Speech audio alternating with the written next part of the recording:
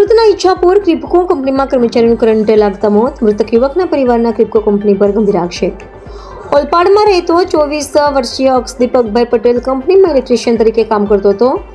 કંપનીમાં અક્ષને કોઈપણ પ્રકારના સેફ્ટી સાધનો આપવામાં આવ્યા નહોતા. સેફ્ટીના સાધનો વગર જ કર્મચારી જોડે ચાલુ ઇલેક્ટ્રિક લાઇન પર કામ કરવામાં આવતું હતું. કર્મચારી અક્ષને કરંટ લાગતા તેનું મોત નીપજ્યું. એકના એક દીકરાનું મોત નીપજતા પરિવાર શોકમાં મગ્ન. પરિવારે કંપનીમાં બેદરકારી દાખવનાર જવાબદાર વ્યક્તિઓ સામે કાર્યવાહીની કરી માંગ. ઈચ્છાપુર પોલીસે ગુનો નોંધી કાર્યવાહી હાથ ધરી. પ્રશાંત મહેશભાઈ પટેલ.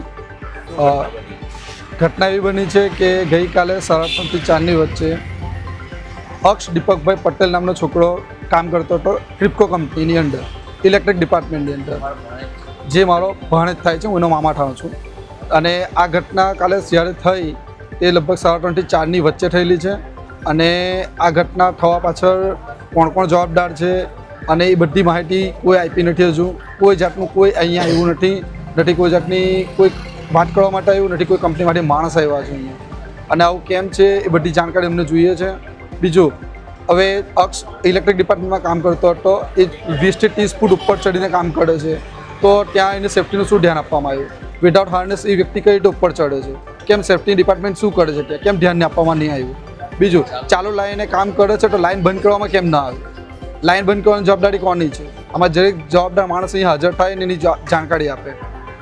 અને બીજું છે, કંપનીમાં આ બધું થાય છે તો કંપની કેમ આવી જવાબદારી લેવા તૈયાર નથી? ગઈકાલે 4 કલાક 6 કલાક રાહ જોયા પછી કંપની માટે એક માણસ આવે છે અને તે બી એવું કહે છે કે કંપની એના માટે જવાબદાર નથી. કેમ? શું કંપનીમાં કોન્ટ્રાક્ટ પર કામ કરો ગુનો છે?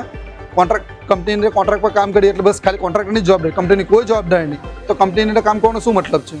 આટલી મોટી કંપની છે તો કંપનીના આટલા નાના માણસો કામ કરે છે તો એની જવાબદારી કંપનીની કઈ રીતે નથી? અને આ વિધાઉટ સેફ્ટી કામ થાય છે તો સેફ્ટીનું ધ્યાન આપવાનું કોણ? કંપનીની જવાબદારી બને ને.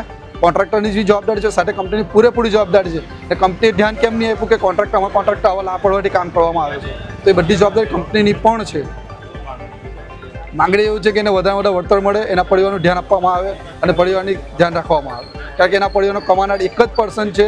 આજ પછી એના મા બાપની જવાબદારીની બેન છે જે અનમેરિડ છે, એને પનાવવાનું, આ બધી જવાબદારી કોણ લેશે?